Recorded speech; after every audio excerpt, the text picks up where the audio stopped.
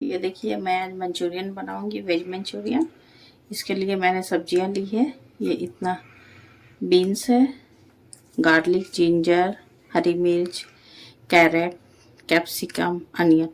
इसमें सबसे मेन चीज़ जो होती है वो कैबेज होती है। कैबेज के बगैर वेज मंचूरियन रेडी नहीं हो सकती, इसलिए कोशिश करें ज़्यादा करके वेज मंचूरियन बनाने के लिए आप कैबेज का इस्तेमाल करें। ये देखिए, मेरी सारी सब्जियां चॉप हो चुकी हैं। गाजर, बीन्स, शिमला मिर्च, प्याज, अदरक, लहसुन और ये पत्ता गोभी। पत्ता गोभी इसमें जितना भर भर कर डालें तभी मंचूरियन ज़्यादा अच्छा बनेगा। अब मैं इन सबको एक बाउल में लूँगी और बाउल में सबको मिक्स करूँगी। तो सबसे पहले मैं डाल रही हूँ पत्ता गोभी। ये देखिए, बहुत अच्छे से चॉप हुई है ये।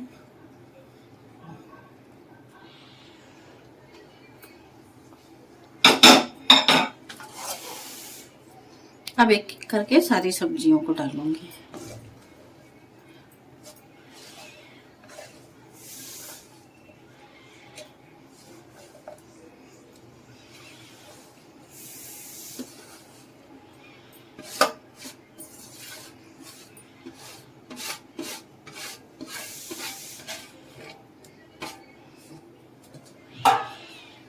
सारी सब्जियों को मैं अच्छे से मिक्स कर दूंगी। ये हरी मिर्च तो रह गई, ये कह रही है मैं नहीं चाहूँगी, लेकिन इसे तो जाना पड़ेगा। टेस्ट तो यही है, बिना मिर्ची के तो अच्छा भी नहीं लगेगा। सबको मैंने अच्छे से मिक्स कर दिया है। सारी सब्जियां अच्छे से मिक्स हो गई।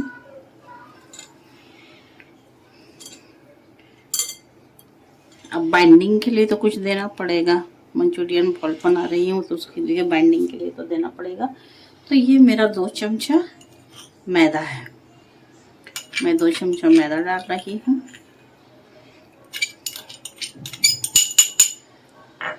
और 4 चमचा कॉर्नफ्लोर है।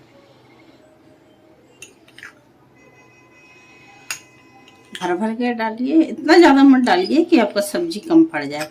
इसमें सब्जी ज़्यादा पड़ती है और सिर्फ बाइंडिंग के नाम के लिए, बाइंडिंग करने के लिए आपको जितना ज़रूरत पड़ेगा बस उतना ही आप मैदा या कॉर्नस्टार्च डालेंगे।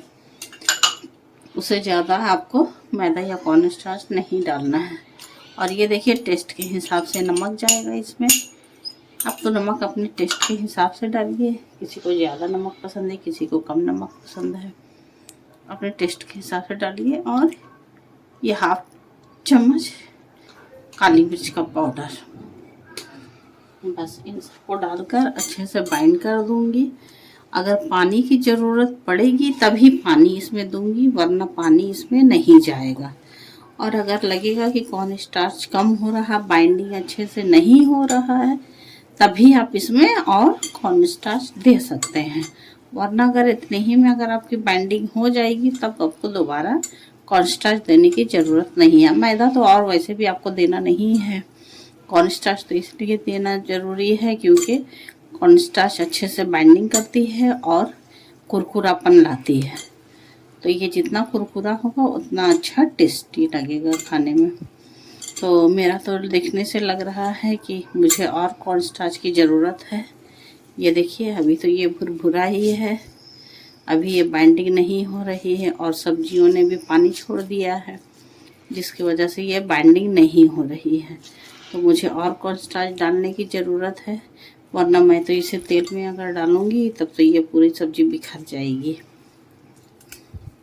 तो मैं इसमें और कितनी कॉर्नस्टार्च की ज़रूरत पड़ती है वो मैं आपको दिखाती हूँ कि कितनी और कॉर्नस्टार्च की ज़रूरत पड़ती है। कितना और डालने से ये अच्छे से बाइंडिंग हो जाएगी। तो मैं इसमें और कॉर्नस्टार्च डालती हूँ। ये देखिए, मैं और इसमें कॉर्नस्टार्च डाल रही हूँ। अभी तो मैं फ़िलहाल 2 चम्मच दे रही हूँ और देखती हूँ, और अगर ज़रूरत पड़ी तभी मैं डालूँगी, वरना नहीं डालूँगी। कॉर्नस्टार्च सिर्फ इसे बाइंडिंग के लिए ही दें, उसे ज़्यादा ना दें। वरना पता चलेगा कि सब्जियां कम पड़ गई और कॉर्न स्टार्च बहुत ज़्यादा हो गई, तो सिर्फ मतलब आटा आटा टाइप का लगेगा, अच्छा नहीं लगेगा खाने में। और सब्जियां जितनी ज़्यादा रहेंगी उतना अच्छा बनेगा। बहुत लोग क्या करते हैं, सब्जियों को दबा दबा कर उसका पानी निकाल देते हैं, निचोड़ कर। पानी निकालने के बाद उसमें कॉर्नस्टार्च और ये मैदा देते हैं, लेकिन मैंने सब्जियों से उसका पानी नहीं निकाला है, इसलिए मुझे ज़्यादा कॉर्नस्टार्च की ज़रूरत पड़ रही है।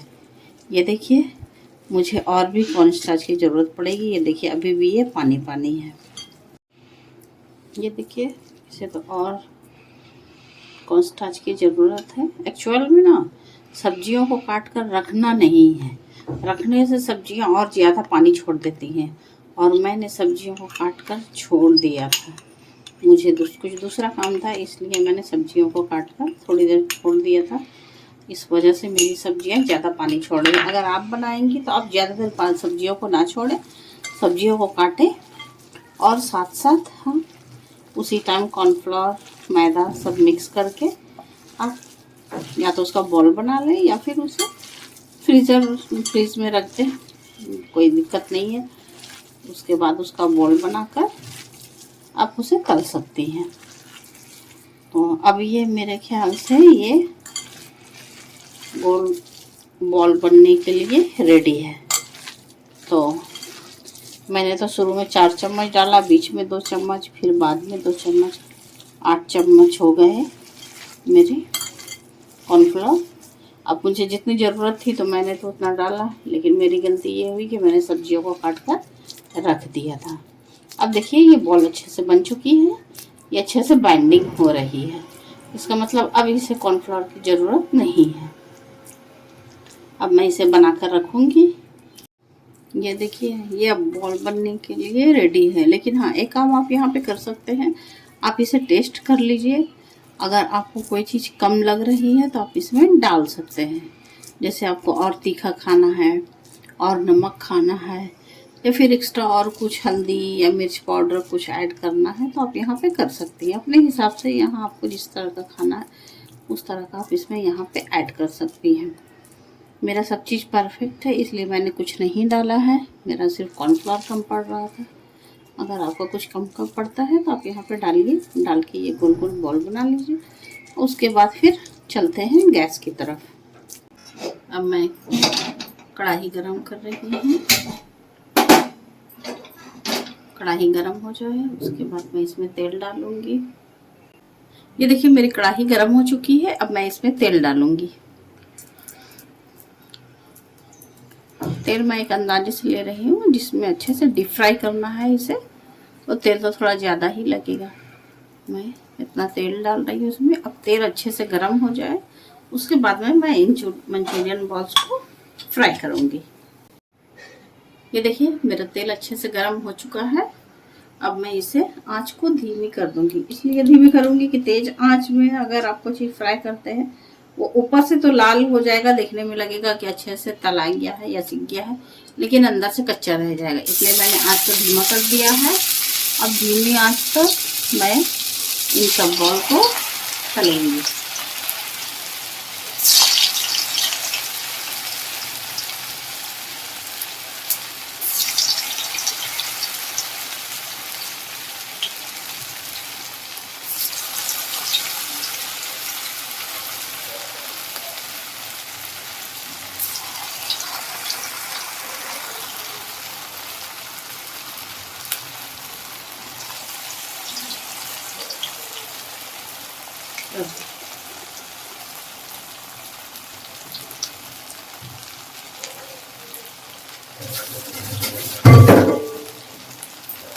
ज़्यादा एक साथ नहीं डालूंगी, क्योंकि ज़्यादा डालने से क्या होगा, उलट पलट करने में फिर ये मंचूरियन बॉल टूट जाएगा। इसलिए उतना ही डालें जितने को आप अच्छे से पलट सकते हैं।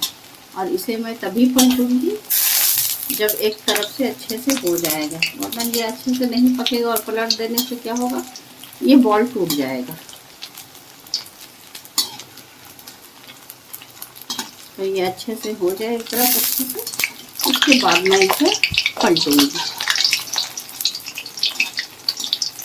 ये देखिए एक तरफ हो चुका है। अब मैं इसे पलट रही हूँ। आँच को धीमे ही रखेंगे, आँच को तेज नहीं करना है। ये धीमे धीमे आँच में अच्छे से पक जाएगा।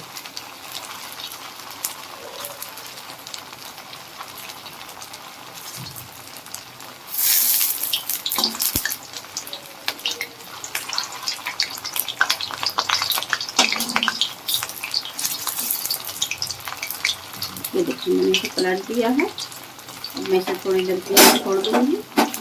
ये दूसरी साइड भी अच्छे से पक जाएगा। ये देखिए ये गोल्डन ब्राउन हो चुके हैं। उम्मीद है ये अंदर से भी अच्छे से पक गई होगी। अब मैं करती हूँ गैस को बंद और इन बॉल्स को प्लेट में निकालती हूँ।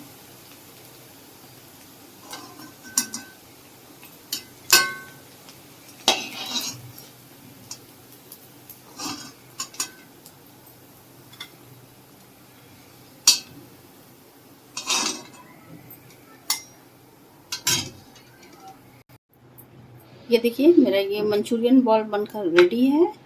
आप इसे टोमेटो सॉस या फिर मंचूरियन सॉस या फिर चिली सॉस, किसी भी सॉस के साथ आप इसे खा सकते हैं। अब मैं इसे तोड़ के दिखाती हूँ आप लोगों को। बहुत गर्म है। ये देखिए ये अच्छे से पक चुकी है। बहुत ज़्यादा गर्म है।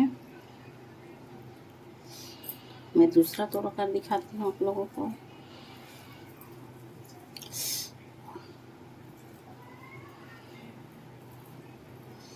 ये देखिए अच्छे से पक चुकी है। आप इसे किसी भी सॉस के साथ में सर्व कर सकते हैं।